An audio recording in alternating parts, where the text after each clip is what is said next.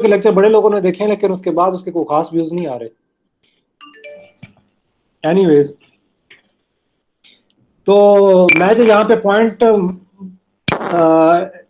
Convey करने की कोशिश कर रहा हूँ वो ये है कि आप देख रहे हैं कि जो सामने सीरीज लिखी हुई है 1 से स्टार्ट हो रही है, n तक हम सम कर रहे हैं नंबर्स का, और उसका रिजल्ट जो है वो n into n+1 divide by 2 है। और हमने अभी ये डिस्कस किया था पहले भी कि इसका जो बेस केस है, जो कि यहाँ पे आपको इस जगह पे नजर आ रहा है P(1), और 1 से पता चल रहा है कि हमारा बेस केस जो है वो 1 से स्टार्ट होगा, यानी कि बेस केस पहला जो नंबर है वो सीरीज का 1 है। लेकिन मैं इसमें मॉडिफिकेशन ये कर रहा हूँ कि लेफ्ट सीरीज के अंदर अगर मैं 0 ऐड कर दूँ तो कोई फर्क नहीं पड़ता, जारी बात है, सम तो वही रहेगा, 0 पे ऐड करने से कोई फर्क नहीं पड़ेगा। तो इसके बावजूद हम बेस केस P0 क्यों नहीं ले सकते? क्योंकि इस तरह के क्वेश्चन जो है वो आगे आगे आपको काफ़ी इसमें सोच समझ के काम करना पड़ेगा। तो मेरा क्वेश्चन ये है कि why can not we take base case as P(0)?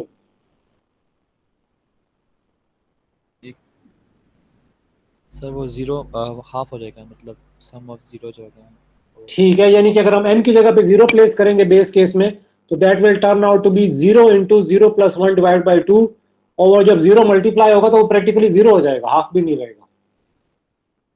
ठीक है ना, क्योंकि n की वैल्यू 0 होगी, n+1 की वैल्यू 1/2 हो जाएगी, लेकिन जब 0 से, उस केस में क्या होगा, 1 इज इक्वल टू 0 जो है वो हमारा बेस केस सेटिस्फाई नहीं होता, जिसकी वजह से हम इसको P(0) जो है वो नहीं ले सकते। तो ये एक बेसिक किस्म का कॉन्सेप्ट, आगे इसको हम फर्दर इलेबोरेट करेंगे। पहला बेस केस आसानी से प्रूफ हो जाता है इसका, और फिर हम इंडक्टिव केस की तरफ आते हैं, जिसमें हमने देखा कि हमने एक इमेजिनरी नंबर जो कि n से छोटा है, उस तरह का हमने इसके फार्मूला को मदद से एक्सप्लेन किया इस सीरीज को। और नेक्स्ट स्टेप में हमने एक नंबर और ऐड कर दिया, तो उसकी वजह से फार्मूला में जो चेंज आई उसको एज इट इज़ नोट कर लिया, और हमें पता था कि लेफ्ट साइड पे हमने k+1 को ऐड किया है, लेकिन क्या वाकई राइट साइड पे जो फार्मूला है उसमें k+1 ऐड हुआ या नहीं हुआ? वो यहाँ पे आप देख रहे हैं कि इस स्टेप में हमने देखा कि ये हमारे पास k तक की सीरीज है जो कि ब्लू कलर में रिप्रेजेंट हो रही है, k+1 उसमें ऐड हुआ, तो सम बनना चाहिए था k into k+1 divide by 2, और उसमें k+1 ऐड हो जाना चाहिए। तो ये जो सम अगर हम कैलकुलेट करते हैं ये इस ऊपर वाले सम के इक्वल आ जाता है, सो दैट विल मीन कि हमारा इंडक्टिव स्टेप जो है वो वेरीफाई हो जाएगा। तो यहाँ पे उसकी बेसिक किस्म के स्टेप्स परफॉर्म किए गए, एलसीएम लिया गया, मल्टीप्लाई किया गया, और in the end it comes out to be k² + 3k divided by 2, और जो ऊपर फार्मूला हमें पता चला था k+1 नंबर्स को ऐड करने का, उसको भी अगर हम रिजॉल्व करते हैं तो that comes out to be k² + 3k divided by 2, जिससे हमें अंदाजा हुआ कि ये इंडक्टिव स्टेप भी प्रूफ हो गया। सो ये बेसिक इंडक्शन का प्रोसेस है, और इसी को हम आगे अब कंटिन्यू करेंगे। यहाँ पे एक डेफिनेशन दी गई है कि if a sum with a variable number of terms is shown to equal to an expression that does not contain an ellipsis और summation symbol, then we say that it is in the closed form. तो आपको ये तो idea है कि summation symbol क्या होता है? किसी को आइडिया है कि इलिप्सिस किस चीज का नाम है? किसी ने ये लफ्ज पहले सुना हुआ हो?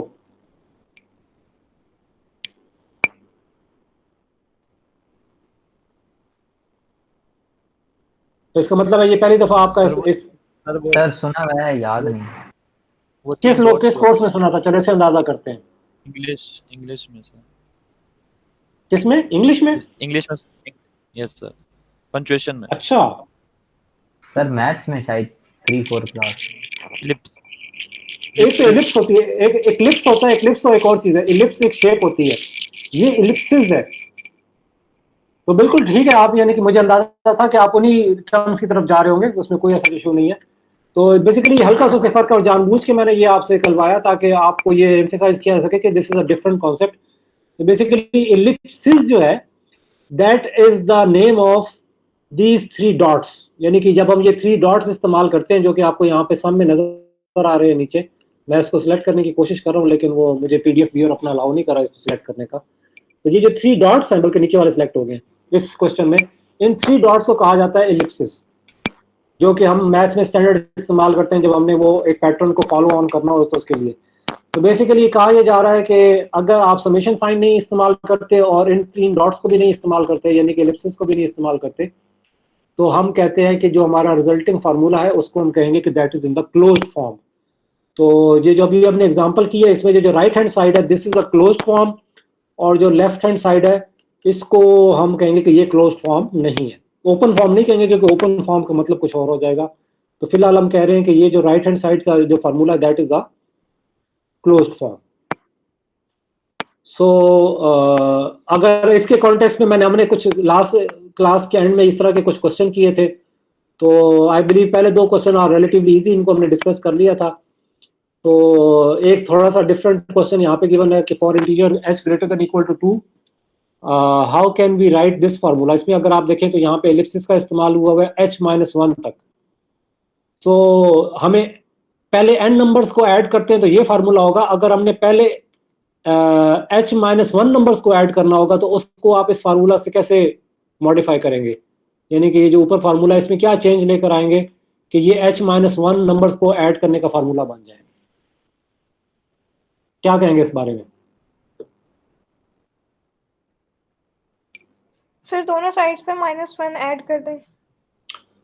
दोनों साइड्स पे -1 ऐड कर देने, यहाँ पे आप थोड़ी सी चीज सही इंटरप्रेट हमें करने की जरूरत है। ये हमने पूरी सीरीज के अंदर -1 ऐड नहीं किया, बल्कि हमने पहले h-1 नंबर्स तक सीरीज को ऐड किया। मैं दोबारा रिपीट करता हूं कि हमारी सीरीज है 1 + 2 + 3 अप टिल h, तो ये हमने पहले h नंबर्स को ऐड किया। लेकिन यहाँ पे जो क्वेश्चन गिवन है कि हमने पहले h के बजाय पहले h-1 नंबर्स को ऐड कर रहे हैं। तो इट इज नॉट लाइक कि हम पहले h तक गए और फिर पूरी सीरीज में से -1 कर दिया, this is not the case, क्योंकि ये ब्रैकेट में है इस वक्त h-1 इनक्लोज्ड है इन ब्रैकेट्स में।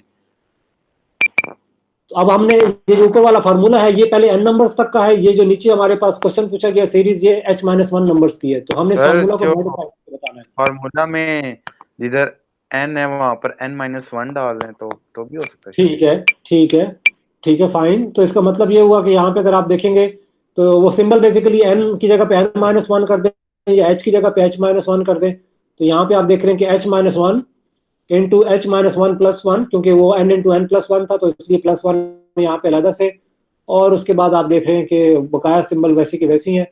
सो that comes out to be h-1 into h divide by 2, यानी कि पहले h-1 नंबर्स को जब हम ऐड करेंगे तो फार्मूला की शक्ल स्लाइटली चेंज हो जाएगी, लेकिन एक्चुअल फार्मूला वही है, सिवाय इसके कि उसमें वैल्यूज जो हैं वो हमने डिफरेंट पुट की है। सर ये b वाला कैसे किया ये भी जरा बता दें। बी वाले में तो सिंपल हमने की, वो जो मैंने क्लास में जिक्र किया था कि पहले 50 नंबरों का सम कैलकुलेट किया, उसमें से पहले 4 नंबर्स का सम जो है सब्ट्रैक्ट कर दिया, क्योंकि हमारी जो सीरीज स्टार्ट 5 से हो रही थी और एंड 50 पे हो रही थी।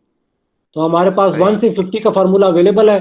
तो मैंने तो इससे ज्यादा वो इंटरेस्टिंग एग्जांपल आपको करवाई थी कि लेट्स से हमने 500 से लेकर 1000 तक नंबरों को ऐड करना हो तो 1 से 499 तक हम सब्ट्रैक्ट कर देंगे, और 1 से 1000 तक का सम कैलकुलेट करेंगे, उसमें से 1499 को सब्ट्रैक्ट कर देंगे।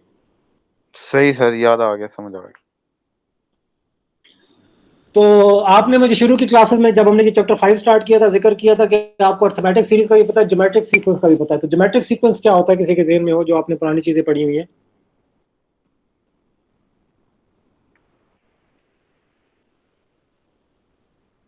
अर्थमेटिक के अंदर आपने ऑब्जर्व किया था कि हर नई टर्म बनती है जब आप एक खास नंबर को ऐड करते हैं पिछले टर्म के अंदर।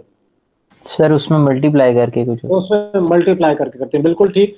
तो यहाँ पे आप जिस तरह देख रहे हैं कि जो बेसिक एक सीक्वेंस है, यहाँ पे 1 r² r3 up till r⁻n, तो आप इमेजिन कर सकते हैं कि इसमें एक खास नंबर ऐड नहीं हो रहा बल्कि हर एक में खास नंबर मल्टीप्लाई हो रहा है। और इस केस में कौन सा नंबर मल्टीप्लाई हो रहा है?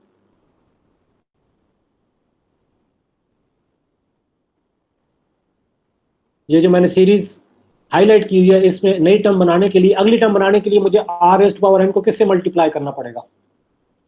r से। r से। तो रिजल्ट क्या आएगा? rn + 1 r⁻n+1 बिल्कुल ठीक। और यहाँ पे हमें कहीं से एक क्या लें कि जादुई तरीके से हमें एक फार्मूला दे दिया गया है कि अगर आपने पहली n टर्म्स को ऐड करना हो, पहली n टर्म्स का मतलब ये कि जिस तरह ये सीक्वेंस गिवन है, ज्योमेट्रिक सीक्वेंस गिवन है, इसकी पहली n टर्म्स को ऐड करना है, उसका जो रिजल्ट है वो ये होगा। जिसमें आप देख रहे हैं r raised power n plus one, यानी कि जो अगली टर्म बनी थी उसमें से एक सब्ट्रैक्ट किया और उसको टोटल को डिवाइड कर दिया आर माइनस वन के ऊपर। तो अभी हम ये देखते हैं कि बाय इंडक्शन हम इसको प्रूव करने की कोशिश करेंगे। क्या हम इसको वेरीफाई कैसे करते हैं कि क्या ये फार्मूला जो है वो ठीक है या नहीं। तो ये जो लेफ्ट साइड पे समेशन साइन गिवन था, इसको अगर हम एक्सपैंड करके लिखते हैं तो इट लुक्स लाइक दिस। यहाँ पे मेरे ख्याल में जीरो जो है मिसप्रिंट हुआ है, जीरो यानी कि अवेलेबल नहीं है, तो एक्चुअली ये जीरो से ही स्टार्ट होता है और आर एस्ट पावर जीरो प्लस आर एस्ट पावर वन आर एस्ट power two up till r एस्ट पावर एन, और उसका रिजल्ट जो है वो ये होगा। और इसको भी हम बाय इंडक्शन वेरीफाई करते हैं। लेकिन लेट्स से कि अगर मैं इसमें से आर एस्ट पावर जीरो सब्ट्रैक्ट कर दूं, यानी कि मैं सीरीज काउंट करना चाहूं आर एस्ट पावर वन से आर एस्ट पावर एन तक, तो फिर फार्मूला में क्या चेंज आएगी? राइट साइड पे जो फार्मूला है उसमें हम क्या चेंज कर सकते हैं?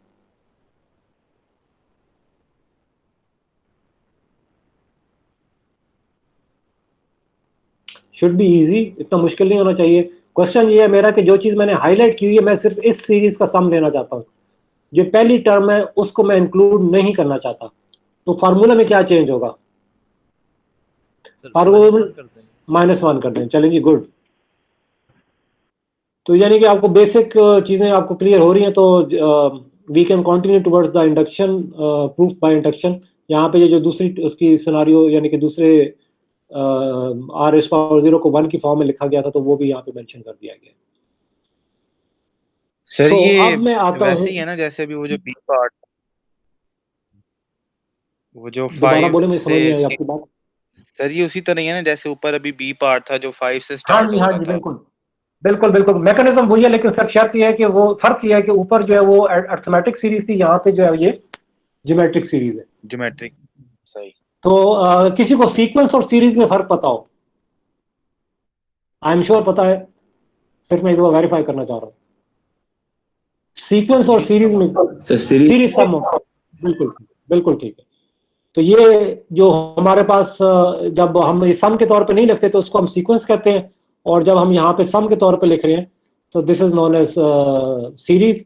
तो इस केस में चूंकि ये ज्योमेट्रिक सीक्वेंस का हम सम कैलकुलेट कर रहे हैं, तो that's why we are calling it geometric series.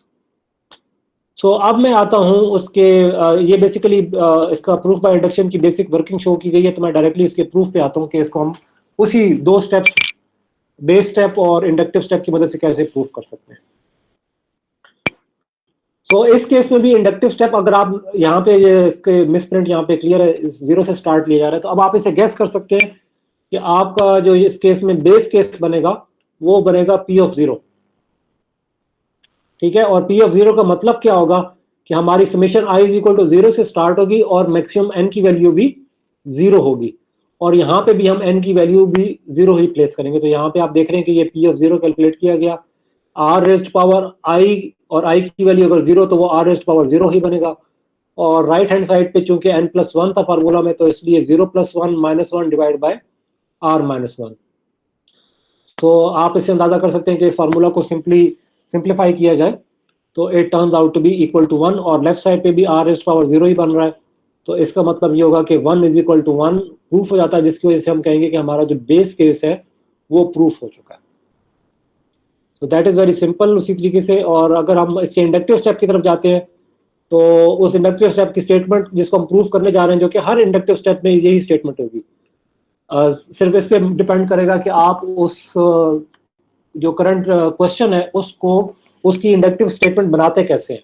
वरना जेनेरिक स्टेटमेंट की अगर बात करें तो हर प्रूफ बाय इंडक्शन के लिए यही स्टेटमेंट होगी, एंड दैट इज कि अगर इफ टी के इज ट्रू देन टी के plus one is also true, जिसका मतलब ये है कि अगर आप टी के में अगली टर्म ऐड करेंगे तो फार्मूला जो है वो पी के प्लस वन की वैल्यू भी ठीक देगा।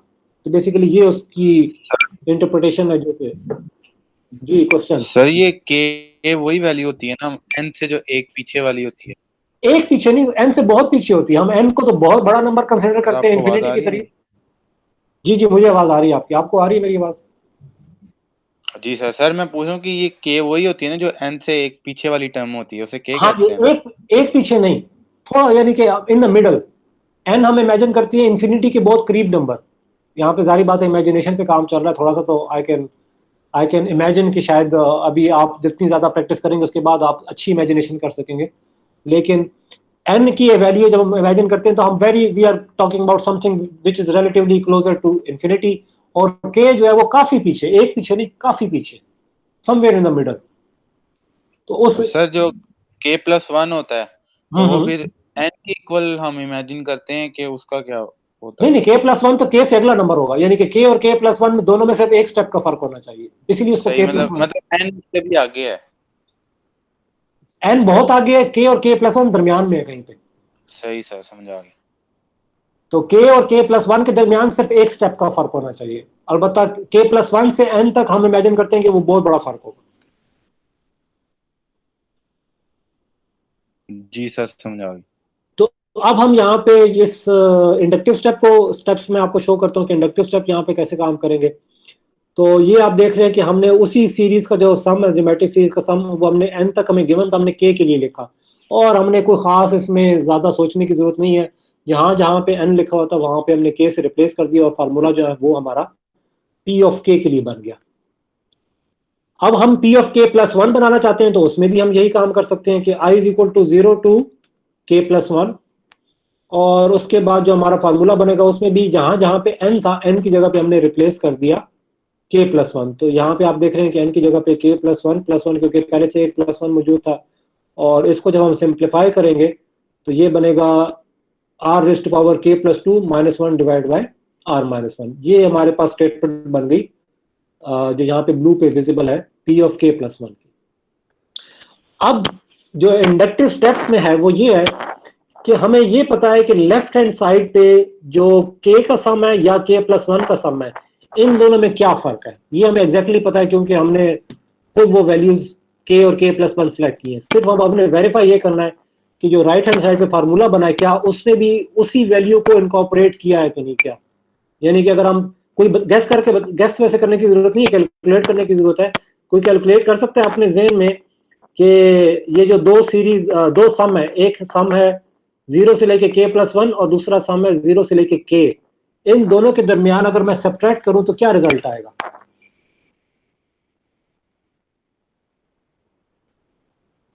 पहले ये बता दे कौन सी वैल्यू बड़ी होगी, k+1 की वैल्यू बड़ी होगी,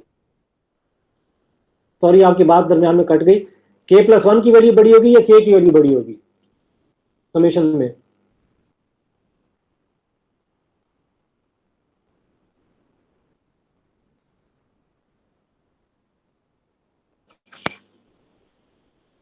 सर k+1। हाँ जी, k+1 का जो समेशन वो बड़ी होगी। और अब वो कोई रिप्लाई करने की कोशिश करे तो दोबारा रिपीट कर दे कि फर्क क्या होगा दोनों। आर आ जाएगा।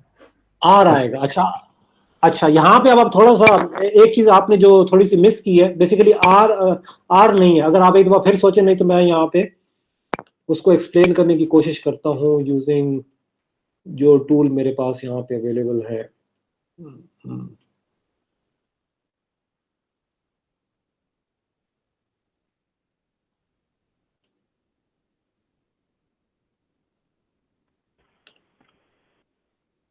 तो मैं यहाँ पे कुछ टाइप करके आपको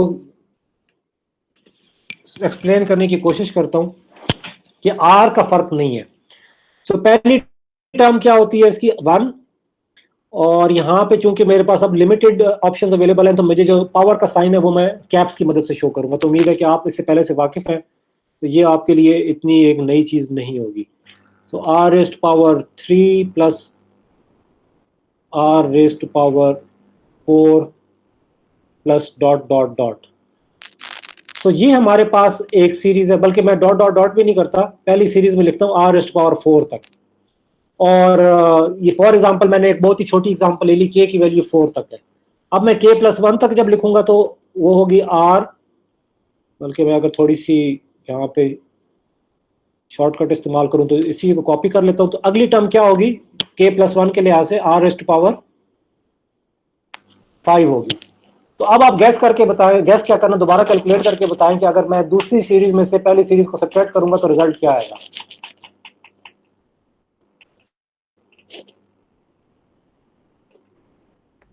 सर r⁻k+1। r⁻k+1 बिल्कुल ठीक, यानी कि जो आखिरी टर्म हमने ऐड की है वो एक्स्ट्रा ऐड हुई है। तो now you are on the right track. तो इसका मतलब ये हुआ कि अब हमने वेरीफाई ये करना है कि ये जो राइट हैंड साइड पे फार्मूला गिवन है इसमें और ये जो दूसरा राइट हैंड साइड वाला फार्मूला है इसमें, इन दोनों में फर्क कितना होना चाहिए r raised to power k+1। अगर हम ये वेरीफाई करने में कामयाब हो जाते हैं तो इसका मतलब ये होगा कि हमारा इंडक्टिव स्टेप भी वेरीफाई हो जाएगा।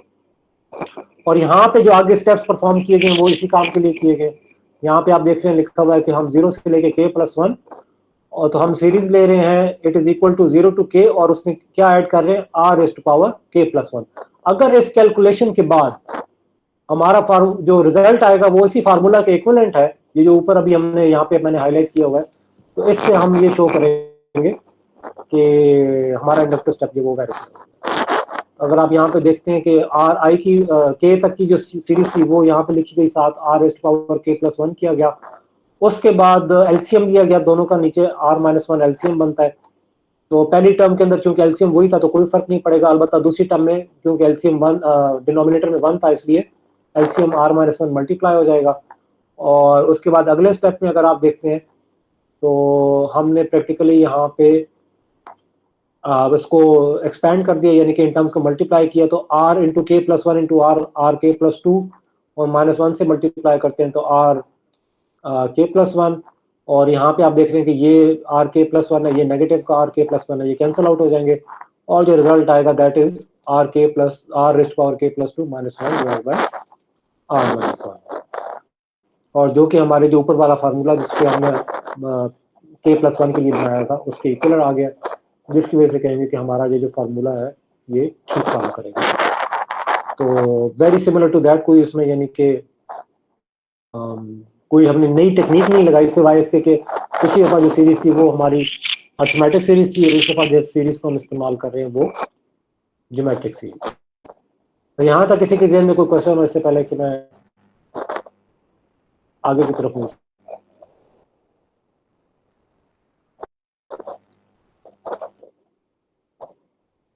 ठीक है, आई अज्यूम की खामोशी का मतलब यही है कि क्वेश्चन है, जस्ट वेरीफाई कर लूँ कि मैं इस वजह से खामोशी क्यों नहीं फिट कर रहा, इंटरनेट से डिस्कनेक्ट कर दूँ, लेकिन नहीं लग रहा है कि मैं कनेक्टेड हूँ।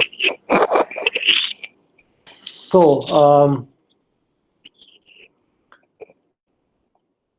यहाँ पे अब हम कुछ इसकी एग्जांपल्स की मदद से देखते हैं कि हम ज्योमेट्रिक सीरीज इस फार्मूला का इस्तेमाल करके किस तरह के कैलकुलेशंस कर सकते हैं।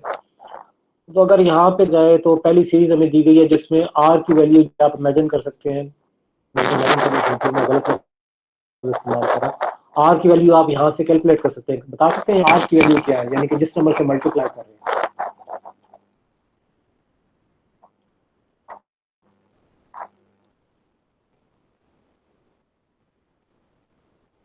मैं दोबारा क्वेश्चन रिपीट करता हूँ, शायद अगर क्वेश्चन क्लियर नहीं हुआ तो मैं एक दफा ऊपर लेके जा रहा हूँ जहाँ पे हमने ये डिस्कशन स्टार्ट की थी। सर 3 होगी ना आज? 3 होगा, चले मैं इसमें शायद आपको क्वेश्चन क्लियर नहीं हुआ, लेकिन इट अपीयर्स क्वेश्चन आपको क्लियर है। सर तो इसका दोबारा मतलब ये कि हर रिपीट कर दें। हाँ जी, क्वेश्चन ये था कि हमने जब जब ये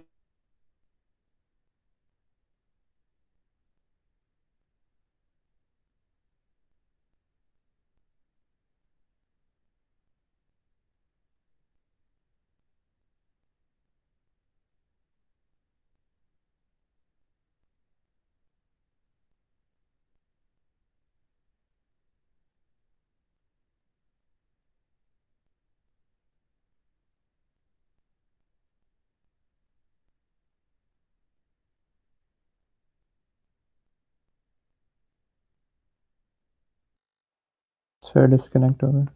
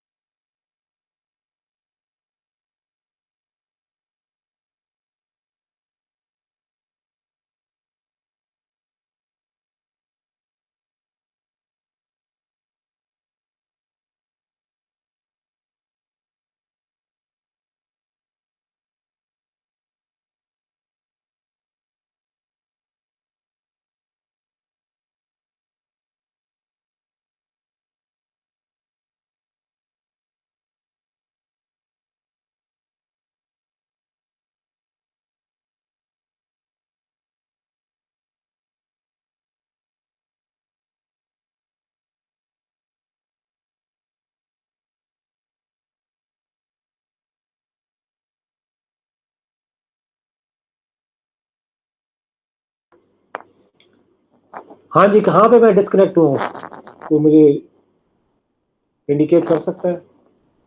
सर आप क्वेश्चन रिपीट कर रहे थे। क्वेश्चन रिपीट कर रहा था, चलो वही मैंने कहा कि इतनी ज़्यादा देर नहीं घूमी, अंदाजा हो गया था कि प्रॉब्लम हो चुका है इंटरनेट के साथ। तो बेसिकली क्वेश्चन पार्ट ए को मैं रिपीट कर रहा था। राइट साइड पे जो रेड कलर में मैंने चीज लिखी है, that is the genetic form of the geometric series. 1 से स्टार्ट होगा, r raised to power 1, r raised to power 2, r raised to power 3, r raised to power n। जो लेफ्ट साइड पे question में बुक में लिखा हो गया है पार्ट ए के अंदर is the again a geometric series जिसमें हर टर्म पिछली को 3 से मल्टीप्लाई करने के बाद मिल रही है। तो इस केस में हम कहेंगे कि r की वैल्यू जो है वो 3 है। और आप देख रहे हैं कि इसमें हमने जो सम कैलकुलेट करना है वो r पावर m तक नहीं करना बल्कि r raised to power m - 2 तक करना है। तो इसका बड़ा आसान हल ये होगा कि हम यहाँ पे जो फार्मूला हमारा गिवन है n का, n की जगह पे आप n - 2 प्लेस करते हैं जो कि आपको यहाँ पे नजर आ रहा है, और सिंपली उसको रिजॉल्व कर ले जो बेसिक किस्म की अर्थमेटिक होती है, और वो हमारा रिजल्ट बन जाएगा। अलबत्ता यहाँ पे थोड़ा सा एक जो शायद थोड़ी देर पहले हमारे ने क्वेश्चन भी किया था उस कॉन्टेक्स्ट में कि ये 3 raised to power 0 से स्टार्ट नहीं हो रही सीरीज बल्कि raised to power 2 से स्टार्ट हो रही है। तो इस केस में हमें क्या करना पड़ेगा कि हमें जो है पहली दो टर्म्स हैं हम या तो उनको सेपरेट कर दें, और दूसरी ऑप्शन जो बुक ने है वो जरा डिफरेंट तरीके से अप्रोच किया, वरना वो जो मैंने अभी तरीका बताया कि पहली दो टर्म सेपरेट कर दें फार्मूला में से, तो वो भी बात ठीक है, लेकिन बुक ने इसको जरा डिफरेंटली अप्रोच किया कि उन्होंने 3 raised to power 2 को कॉमन ले लिया और जो रिजल्ट आया वो वही था जो कि अभी हमने क्वेश्चन के पार्ट ए में किया है। तो हमने इसकी जगह पे पार्ट ए का सोल्यूशन जो है यूज कर लिया, जिससे दोनों का जो सम है वो इक्वल होना चाहिए, चाहे हम पहली ऑप्शन इस्तेमाल करेंगे थोड़ी देर पहले मैंने डिस्कस की, या फिर ये ऑप्शन इस्तेमाल।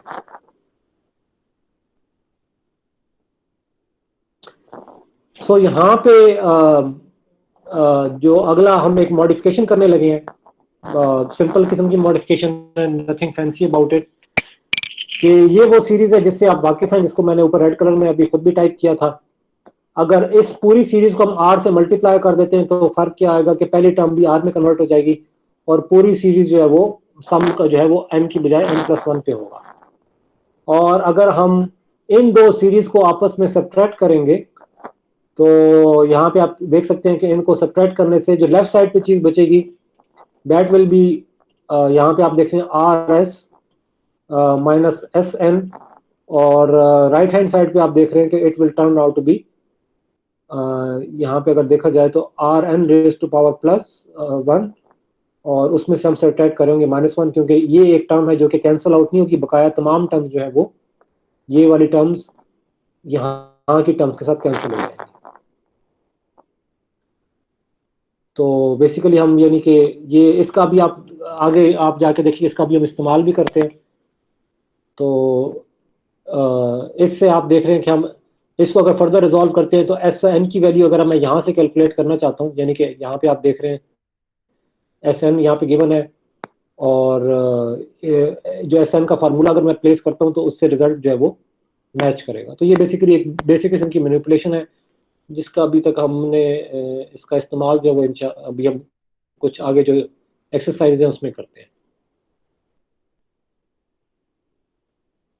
सो यहाँ पे कुछ क्वेश्चंस मैं आपके साथ डिस्कस कर लेता हूँ।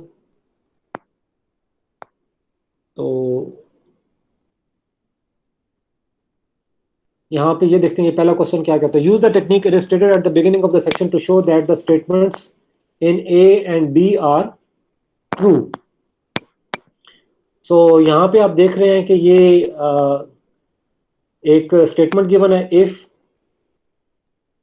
a is equal to this then sorry not a, if ये एक फ्रैक्शन लिखी हुई है, fraction is equal to 1/5 then the next fraction is equal to 1/6।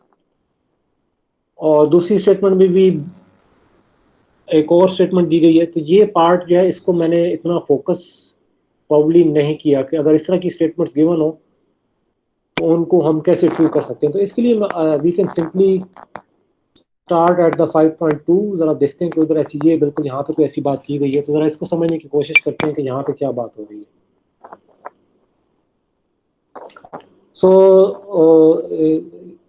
यहाँ से क्योंकि टॉपिक यहाँ से स्टार्ट हो रहा है, इसको मैं यहाँ से देख लेते हैं कि हो सकता है कोई चीज़ हम यहाँ पे मिस ना कर दें.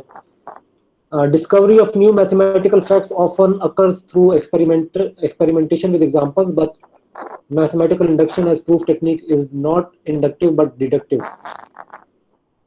और thus in mathematics inductive reasoning is used in natural science. ठीक है, इंडक्शन हमने बेसिकली देख लिया. तो यहाँ पे ये एक एग्जांपल दी गई है, तो देखते हैं कि एग्जांपल को कैसे मैनेज किया गया. 1 minus 1/2 is equal to 1/2, understandable है. अलबत्ता यहाँ पे जो नेक्स्ट है कि 1 माइनस 1/2 इंटू 1 माइनस 1/3. तो यहाँ पे प्रैक्टिकली क्या हो रहा है कि अगर हम इनको आपस में मल्टीप्लाई करते हैं तो रिजल्ट आएगा. पहले फ्रैक्शन को अगर मैं मल्टीप्लाई करता हूँ तो 1 इंटू 1 1 होगा, 1 into minus 1/3 will be minus 1/3, और minus 1/2 into 1 would be minus 1/2. इसको बेहतर है मैं यहाँ पे लिख लेता हूँ ताकि मैं तो जेन में करूँ, शायद मुझे क्लियर हो रहा हो, लेकिन आपके लिए it may not be that obvious. तो मैं इसको लिखने की कोशिश करता हूँ यहाँ पे कि ये सोल्यूशन जो है वाकई क्या बनता है. सो जब इसको मल्टीप्लाई करेंगे तो एक टर्म बनेगी 1, और अगली टर्म बनेगी -1/3, उसके बाद -1/2, और अगली टर्म बन जाएगी प्लस, क्योंकि माइनस है दोनों टर्म्स, तो 1/6. ठीक है, और इसको उन्होंने कहा कि दैट इज इक्वल टू 1/3. जब इसको सॉल्व करते हैं तो ये 1/3 के इक्वल होगा. सॉल्व करने के बाद तो ठीक है, हमें पता चल जाएगा. कोई हम बेसिक किस्म की कोई कैलकुलेशन ऐसी कर सकते हैं जिससे हमें ये पता चले कि ये 1/3 के इक्वल होगा कि नहीं होगा. मसलन यहाँ पे आप देख रहे हैं कि ये 1/2, 1 में से 1/2 सब्ट्रैक्ट करेंगे तो 1/2 ही बचेगा, और 1/6 में से 1/3 सब्ट्रैक्ट करेंगे. नहीं, this is not that straightforward. चलें ठीक है, इसको I will go to the next series. और यहाँ पे आप देखें नेक्स्ट सीरीज में एक पैटर्न ये बन रहा है कि जो सी आखिरी टर्म आ रही है दैट इज द सोल्यूशन. यानी कि मैं इसको उस तरीके से नहीं देखता. फिलहाल हम इसको पैटर्न को आइडेंटिफाई करने की कोशिश करते हैं, क्योंकि बेसिकली पैटर्न से रिलेटेड है कि अगर आप ऑब्जर्व करेंगे, अगर हम इस तरह सीक्वेंस बनाते हैं तो जो भी आखिरी टर्म है वो इस टर्म के इक्वल है. इस केस में 1/3 है तो ये 1/3 के इक्वल है, और इस केस में 1/4 है तो ये 1/4 के इक्वल है. सो यहाँ पे आगे जो हमें चीज बताई गई कि लेट से कि जो हमारा जो सम है वो, उसमें हम 1/5 ये एक्स्ट्रा टर्म ऐड करते हैं, तो आखिरी सम हमारा 1/4 बन रहा था, 1/4, और इसको इसके साथ मल्टीप्लाई करें तो ये यहाँ पे मल्टीप्लिकेशन की गई है, और जिसका रिजल्ट 1/5 है. बेसिकली वो जो हमारा इंडक्टिव स्टेप है ये उसी की तरफ रेफर करने की कोशिश कर रहे हैं.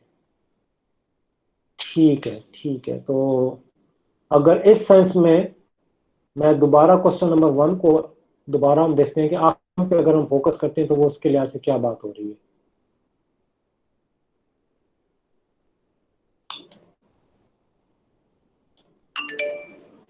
तो यहाँ पे ठीक है, आखिरी टर्म 1/5 है. इस केस में आखिरी टर्म जो है वो 1/6 है,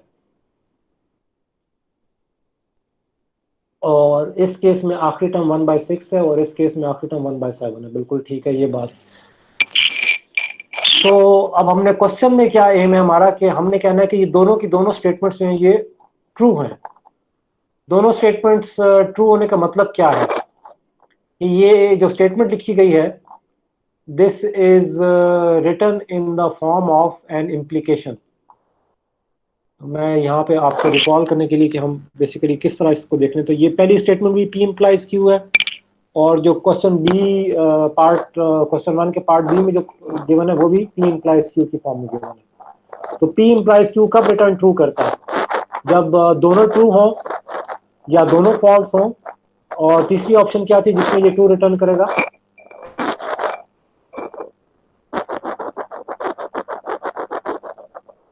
किसी को ट्रुथ टेबल याद हो इम्प्लीकेशन का?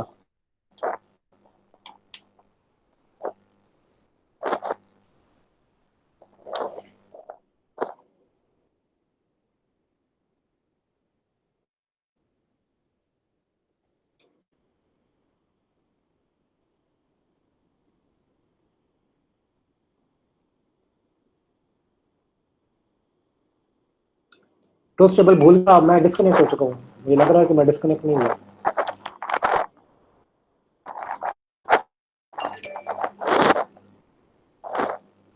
सर P ट्रू और Q फॉल्स हो तो फॉल्स होता है, उसके अलावा सारे ट्रू होते हैं। उसके अलावा सारे ट्रू होते हैं, बिल्कुल ठीक है। तो इसका मतलब ये होगा कि हम अगर P को शो कर लेते हैं कि P ट्रू है और Q को भी शो कर लेते हैं कि Q भी ट्रू है, तो हम शो कर सकते हैं कि ये जो इफ P देन Q की फॉर्म में स्टेटमेंट लिखी हुई है ये भी ट्रू होगी। सो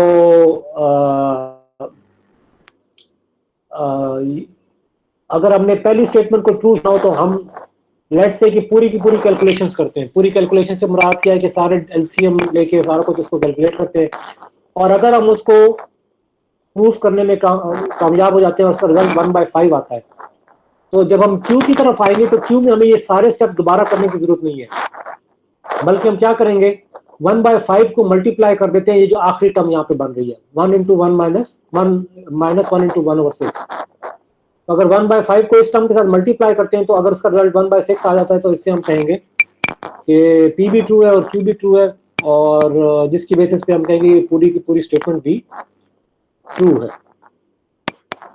सो ये बेसिकली रिलेटिवली सिंपल क्वेश्चन। और अगर यहाँ पे देखा जाए question number 2 is very basic question again, लेकिन उसमें आपको एक एक स्टेप जो सेपरेटली करने के लिए कहा गया है। तो क्या आप गैस करके, अगेन मैं गलत लफ्ज का इस्तेमाल कर रहा हूँ, पार्ट ए के लिए P(1) जो है वो आप कैसे कैलकुलेट करेंगे?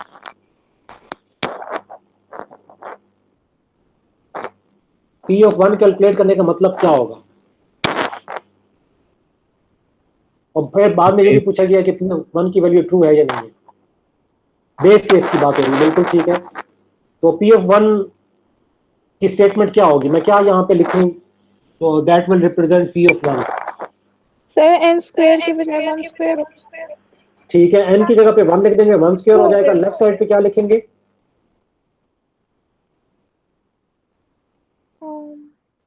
लेफ्ट साइड पे भी हम n की जगह पे 1 लिख देंगे, यानी कि सिंपल ये आपने करना है, हर जगह जहां पे भी n आ रहा है वहां पे 1 लिख देना है।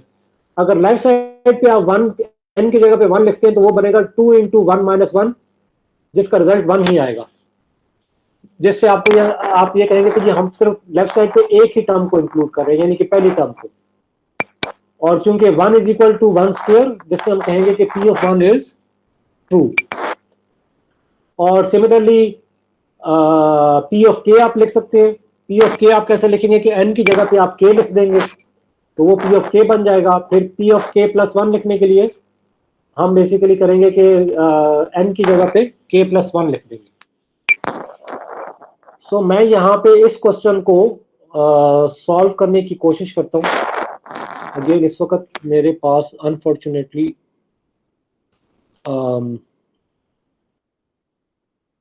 टैबलेट मौजूद नहीं है, लेकिन मैं इसको यहाँ पे आपके साथ जो है किसी और टूल के साथ वर्ड की मदद से सॉल्व करने की कोशिश करता हूँ। तो just give me a second.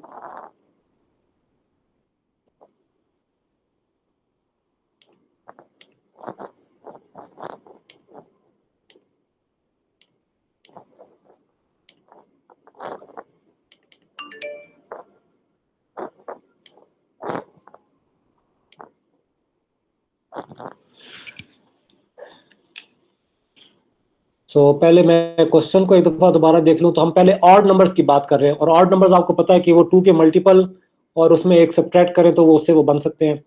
तो 1 + 3 + 5 ... प्लस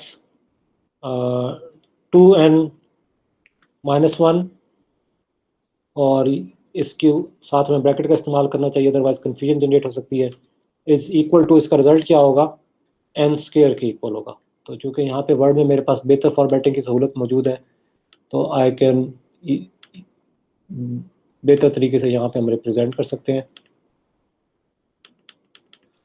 सो अभी हमने जो जिक्र किया कि इसका जो बेस केस बनता है दैट इज P(1), और P(1) को हम लिखेंगे 1 = 1 का स्क्वायर, जिससे ये साबित होगा कि दैट इज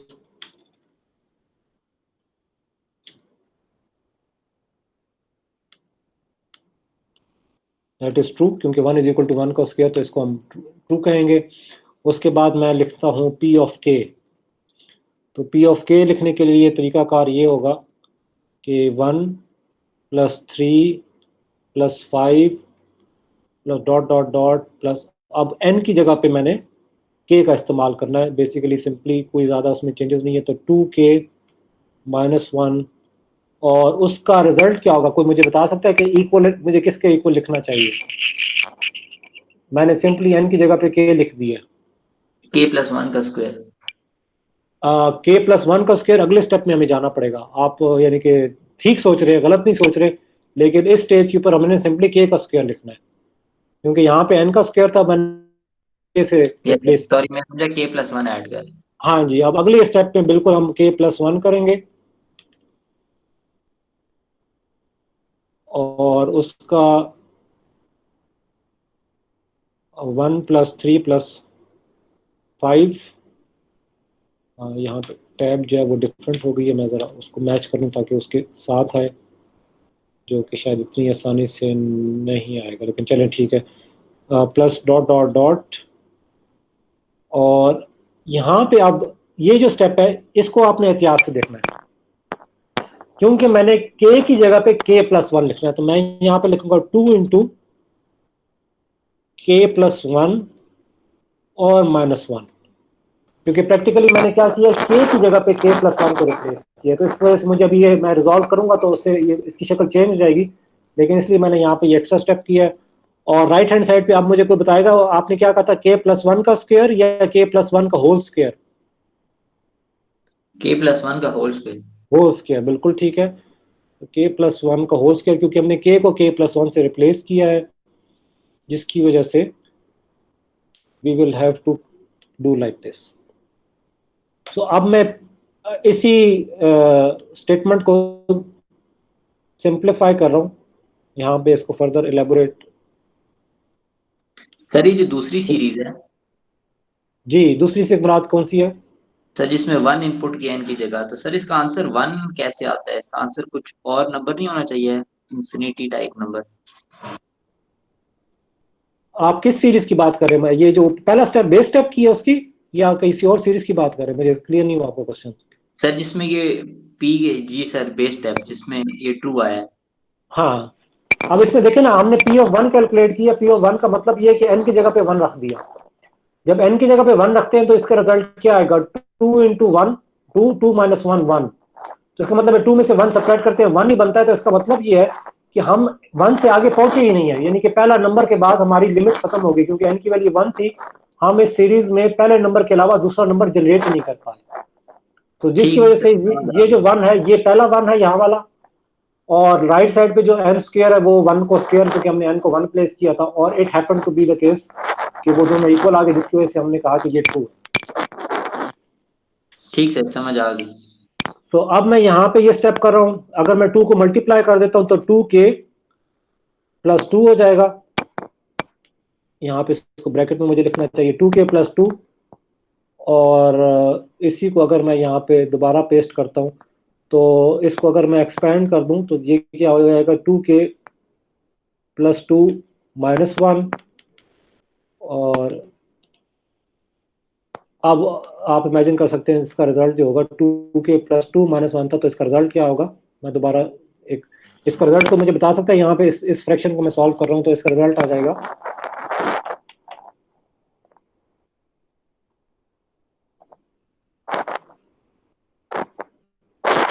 एनीवन?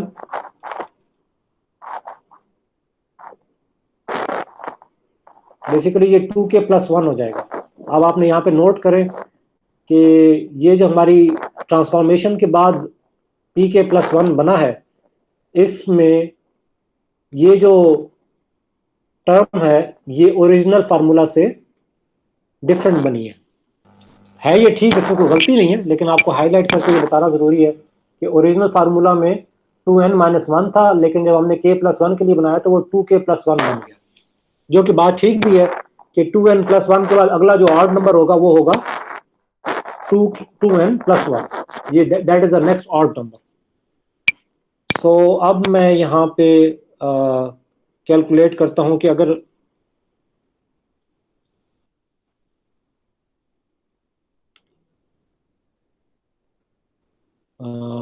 यहाँ पे मेरी वर्ड जो है थोड़ा सा मुझे तंग कर रहा है। पी ऑफ के प्लस 1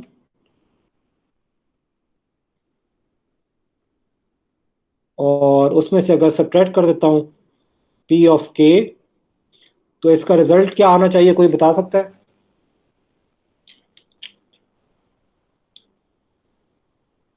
अगर मैं ये जो सीरीज है जिनको मैं अभी हाईलाइट करता हूँ किसी डिफरेंट कलर में, लेट से ग्रीन कलर में, सो इन दो सीरीज को अगर मैं सब्ट्रैक्ट करूँगा लेफ्ट हैंड साइड को, तो आप गैस कर सकते हैं कि क्या फर्क पड़ेगा?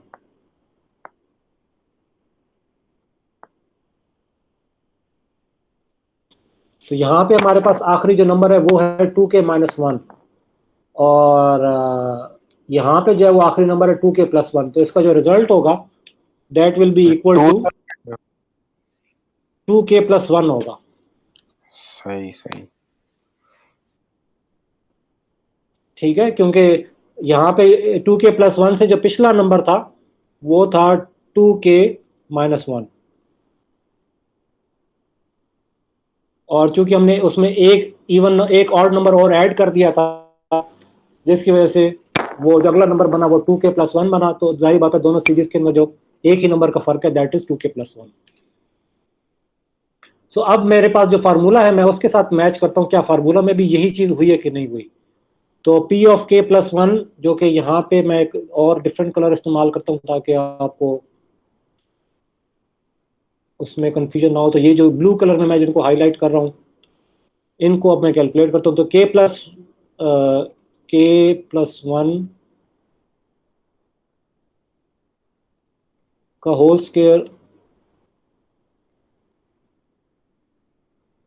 और इसमें से सब्ट्रैक्ट करते हैं k का स्क्वायर, और हम एक्सपेक्ट ये करेंगे कि इसका जो रिजल्ट आएगा वो आएगा 2k + 1। तो अब ये करके देखते हैं, तो k + 1 का होल स्क्वायर किसके इक्वल होगा? a + b होल स्क्वायर के फार्मूला आपने काफी इसको रटा लगाया हुआ होगा उम्मीद है।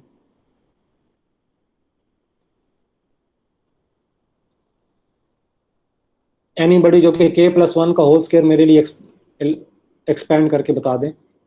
k² + 1 + 2k। ठीक है, k² + 1 + 2k, और इसमें से मैं सब्ट्रैक्ट करूंगा अगर k² को, तो क्या रिजल्ट आएगा? रिजल्ट भी अब आप आई बिलीव कि बेसिक अर्थमेटिक्स से आप पहुंच सकते हैं कि अब रिजल्ट क्या आएगा इसका, 2k + 1। 2k + 1। तो जिससे साबित ये हुआ कि ये फार्मूला के अंदर अगर हम ये वैल्यू मैनिपुलेट करते हैं तो हमारी लेफ्ट हैंड साइड जो है वो राइट हैंड साइड के इक्विवेलेंट होती है। That's why we can say कि हमारा जो इंडक्टिव स्टेप है वो भी प्रूफ हो गया।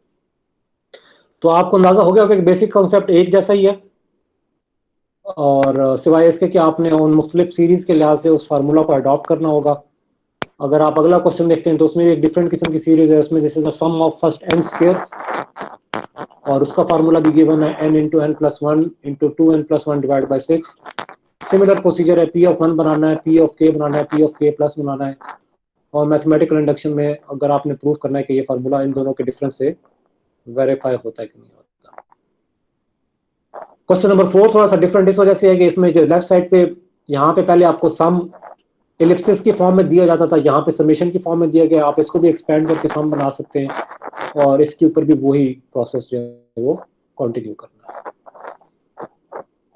तो आगे अगर आप देखते हैं तो आगे मेजॉरिटी जो क्वेश्चंस हैं वो इसी कैटेगरी में ही है, और जो और डिफरेंट किस्म के क्वेश्चंस हैं वो यहाँ पर है। फॉर एग्जांपल 4 + 8 + 12 up to 200, अगर इसको सम करना हो तो हमने इस तरह का क्वेश्चन क्लास में लास्ट टाइम किया है, कोई हिंट मुझे दे सकता है इसको कैसे सॉल्व करेंगे? सर सर, इसमें से 4 को 4 कॉमन ले कॉमन। बिल्कुल ठीक है, 4 कॉमन ले लें तो ये 1 + 2 + 3 + 4 अप टिल कहाँ तक जाएगा? मैक्सिमम क्या बनेगा इसका? 50 तक। 50 तक, बिल्कुल ठीक है। तो इस तरह की मैनिपुलेशंस की मदद से आप यहाँ पे इन क्वेश्चंस को भी कर सकते हैं। सिमिलरली जो नीचे क्वेश्चंस हैं उसमें ज्योमेट्रिक सीरीज का मैनिपुलेशन नजर आ रही है, तो इनको भी आप इस तरीके से एड्रेस कर सकते हैं। So basically that's it for today. अगर इस कॉन्टेक्स्ट में किसी के ज़हन में कोई क्वेश्चन है तो I will be happy to repeat anything अगर आप कोई चीज़ पूछना चाहते हैं। So basically जो आज का टॉपिक था that was related to induction, और जो हमारा नेक्स्ट टॉपिक होगा वो भी इंडक्शन से रिलेटेड है, लेकिन उसमें थोड़ा सा उसको प्रैक्टिकल प्रॉब्लम के साथ रिलेट किया गया है। तो वो मैं इंशाल्लाह जो है कमिंग लेक्चर में स्टार्ट करूँगा। सर जी असाइनमेंट के रिलेटेड सर पूछना, असाइनमेंट चैप्टर 4 में से सर? जो आखिरी असाइनमेंट है वो चैप्टर 4 में से है, बिल्कुल। ठीक कौन सा है क्वेश्चन सर। आपको कंफ्यूज कर रहा है? नहीं सर, अभी कोई क्वेश्चन कंफ्यूज नहीं कर रहा, मैं पहले चैप्टर 4 को गो थ्रू सही तरह करूं, फिर इंशाल्लाह असाइनमेंट देखनी है। ठीक है, बिल्कुल चैप्टर 4 में से ही है। ठीक है सर, थैंक यू। और किसी ने कोई चीज़ पूछनी हो?